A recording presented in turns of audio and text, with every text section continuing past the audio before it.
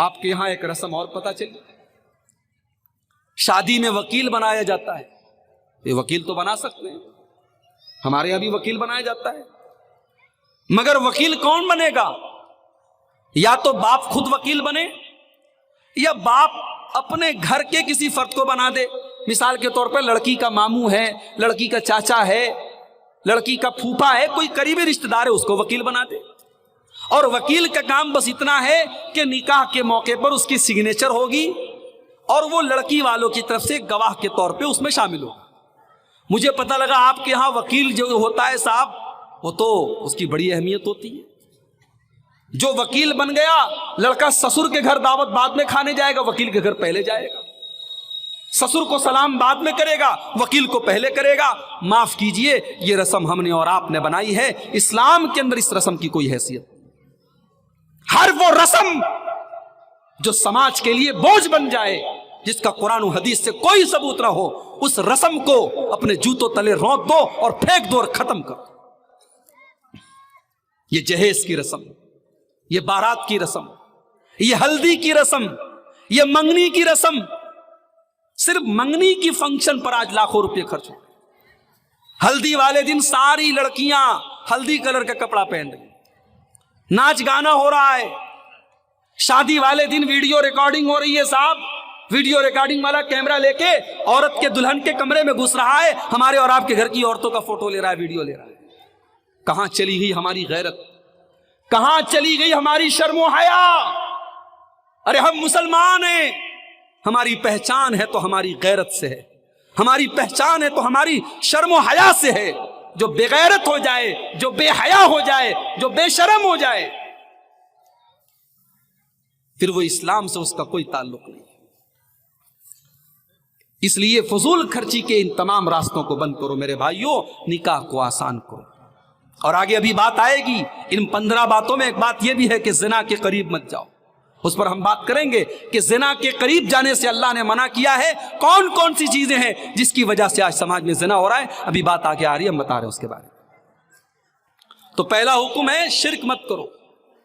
دوسرا حکم ماں باپ کے ساتھ اچھا سلوک کرو. تیسرا حکم رشتہ داروں کے ساتھ، غریبوں کے ساتھ اور مسافروں کے ساتھ ان کو ان کا حق دو. اور چوتھا حکم فضول خرچی نہ کرو، بے شک فضول خرچی کرنے والے شیطان کے بھائی ہیں. وَكَانَ الشَّيْطَانُ لِرَبِّهِ كَفُورًا، اور شیطان اپنے رب کا بہت بڑا ناشکرا ہے. تم ناشکرے مت بنو. تم کو اللہ نے دولت سے نوازا ہے، پیسے سے نوازا ہے، صحیح جگہ اپنا مال خرچ کرو، اس لیے کہ قیامت کے دن مال کا بھی حساب دینا پڑے گا. 5 سوالوں کا جواب عبد الغفار صاحب کو بھی دینا پڑے گا، سبھاپتی صاحب کو بھی دینا پڑے گا، آپ کو بھی دینا پڑے گا، مجھ کو بھی دینا پڑے گا. 5 سوال کا جواب دیے بغیر ہم ہل نہیں سکتے قیامت کے دن. ان 5 سوالوں میں ایک سوال یہ بھی ہوگا، وَعَن مَالِهِ مِنْ أَيْنَ اكْتَسَبَهُ وَفِيمَا أَنفَقَهُ، میرے بندے ہم نے تجھ کو مال دیا تھا، تو نے مال کہاں سے کمایا اور کہاں پر تو نے خرچ کیا. مال کا حساب دینا پڑے گا. اس کے بعد اگلا حکم، وَإِمَّا تُعْرِضَنَّ عَنْهُمُ ابْتِغَاءَ رَحْمَةٍ مِّن رَّبِّكَ تَرْجُوهَا فَقُل لَّهُمْ قَوْلًا مَّيْسُورًا. اگر تمہارے دروازے پر کوئی مانگنے والا آیا، کوئی فقیر آیا، کوئی سائل آیا اور تمہیں اس کو دینے کے لائق پیسہ نہیں ہے، طاقت نہیں ہے، تو تم نرمی کے ساتھ، پریم کے ساتھ، محبت کے ساتھ میٹھی بولی بول کر کے اس کو ودا کر دو. تمہارے در پر، تمہارے دروازے پر اگر کوئی مانگنے والا آیا ہے تو اس کو ڈانٹ کر، پھٹکار کر، ذلیل کر کے تمہیں بھیجنے کا ادھیکار نہیں ہے. تمہیں اس کو لوٹانا بھی ہے تو پیار اور محبت کے ساتھ لوٹانا. آج تو ہم لوگ دان بھی کرتے ہیں تو احسان جتا کے کرتے ہیں. غریب کو کمبل بانٹ رہے ہیں تو فوٹو کھینچ رہے ہیں اس کا. رمضان کے مہینے میں کسی کو راشن کی کٹ دے رہے ہیں تو پہلے فوٹو لیتے، ویڈیو بناتے، اس کے اخبار میں فوٹو آتا ہے، فیس بک پر فوٹو آتا ہے، تب بیچارے کی مدد کرتے ہیں. پہلے کے دور میں کہاوت تھی، نیکی کر دریا میں ڈال. اب کہاوت بدل گئی، اب نیکی کر فیس بک پر ڈال، نیکی کر یوٹیوب پر ڈال، نیکی کر سوشل میڈیا پر ڈال، نیکی کر اخبار میں ڈال. آج یہ حالات ہو گئے میرے بھائی. تو کسی غریب کو ذلیل مت کرو، اس کی بھی ایک عزت ہے، اس کا بھی ایک آتم سمان ہے. اگر کسی غریب کی مدد کر رہے ہو تو چپکے سے مدد کرو، اور مدد نہیں کر سکتے ہو تو کم سے کم میٹھی بولی بولو، اس کو ذلیل مت کرو. وَإِمَّا تُعْرِضَنَّ عَنْهُمُ ابْتِغَاءَ رَحْمَةٍ مِّن رَّبِّكَ تَرْجُوهَا فَقُل لَّهُمْ قَوْلًا مَّيْسُورًا. کسی غریب کو دینے کے لائق اگر تمہارے پاس طاقت نہیں ہے، پیسہ نہیں ہے، دھن دولت نہیں ہے، تو تم اچھی بات بول کر کے اس کو ودا کر دو. یہ ہو گئی 5ویں بات. 6ٹھی بات، وَلَا تَجْعَلْ يَدَكَ مَغْلُولَةً إِلَىٰ عُنُقِكَ وَلَا تَبْسُطْهَا كُلَّ الْبَسْطِ فَتَقْعُدَ مَلُومًا مَّحْسُورًا. اور اے میرے بندو، بہت کنجوس بھی مت بنو، بہت سخی بھی مت بنو. اتنے کنجوس مت بنو کہ بیوی بچوں کا حق مارنے لگو، اور اتنے سخی بھی نہ بنو کہ دان تو کر رہے ہو، چندہ تو دے رہے ہو، گھر میں کھانے کو نہیں ہے، بیوی کے پاس ڈھنگ کے کپڑے نہیں ہیں، تمہیں اللہ نے بہت نوازا ہے، تم مسجدوں میں دے رہے ہو، مدرسوں میں دے رہے ہو، لیکن بیوی بچوں کی جائز ضرورتوں کو پورا نہیں کر رہے ہو. اللہ نے کہا بیچ کا راستہ نکالو، اپنے ہاتھ کو اپنی گردن سے بالکل ملا مت دو، اور بالکل اپنا ہاتھ کھول بھی مت دو. یعنی کنجوس بھی مت بنو اور بہت سخی بھی مت بنو، درمیان کا راستہ اپناؤ، بیچ کا راستہ اپناؤ. جانتے ہو بیوی بچوں کے اوپر خرچ کرنے پر بھی ثواب ملتا ہے. ہماری مائیں بہنیں ہیں نا، وہ ڈیمانڈ کرتی رہتی ہیں. ایک مولوی صاحب کے پاس ایک آدمی آیا، بولا مولوی صاحب میری بیوی کہہ رہی ہے کہ ساس سسر کی سیوا کرنا اسلام میں کہیں نہیں لکھا ہے، قرآن میں کہیں پر بھی نہیں لکھا ہے کہ ساس کی سیوا کرو، سسر کی سیوا کرو. اگر کہیں لکھا ہے دکھا دیجئے، میں ساس کی بھی خدمت کروں گی، سسر کی بھی کروں گی، اور جب نہیں لکھا ہے تو میں نہیں کروں گی. تو مولوی صاحب کے پاس وہ آدمی آیا، اس نے کہا مولوی صاحب میری بیوی ایسا ایسا کہہ رہی ہے.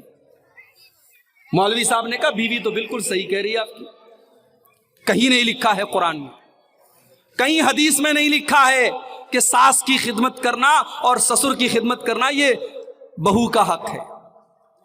لیکن اپنی بیوی کو جا کر یہ بھی بتا دو کہ قرآن اور حدیث میں یہ بھی نہیں لکھا ہے کہ بیوی کو سونے کی چوڑی پہنائی جائے، بیوی کو 2000 کی بنارسی ساڑی پہنائی جائے، بیوی کو ہر مہینے اچھا نیا کپڑا دلایا جائے، نئی چپل دلائی جائے. بیوی سے جا کے کہہ دو قرآن میں کہیں نہیں لکھا ہے کہ بیوی کو شاپنگ کرائی جائے اور بیوی کو ایک سے ایک کپڑا دلایا جائے. یہ تمام چیزیں حق نہیں ہے، مگر شوہر کرتا ہے کیونکہ اسے بیوی سے محبت ہے. اسی طریقے سے اگر بیوی کو اپنے شوہر سے محبت ہے تو جس طریقے سے شوہر کا خیال رکھتی ہے، شوہر کے ماں باپ کا بھی خیال رکھے، شوہر کے ماں باپ کو اپنے ماں باپ سمجھے. تو آج یہ الٹا معاملہ ہو رہا ہے، لوگ اپنے بیوی بچوں پر بھی خرچ نہیں کرتے. اللہ کے نبی فرماتے ہیں تم اللہ تعالیٰ کو خوش کرنے کے لیے جو بھی خرچ کرو گے تمہیں ثواب ملے گا. حتی اللقمۃ تضعها فی امراتک، یہاں تک کہ تم اپنی بیوی کے منہ میں جو لقمہ ڈالو گے اس کا بھی تم کو ثواب ملے گا.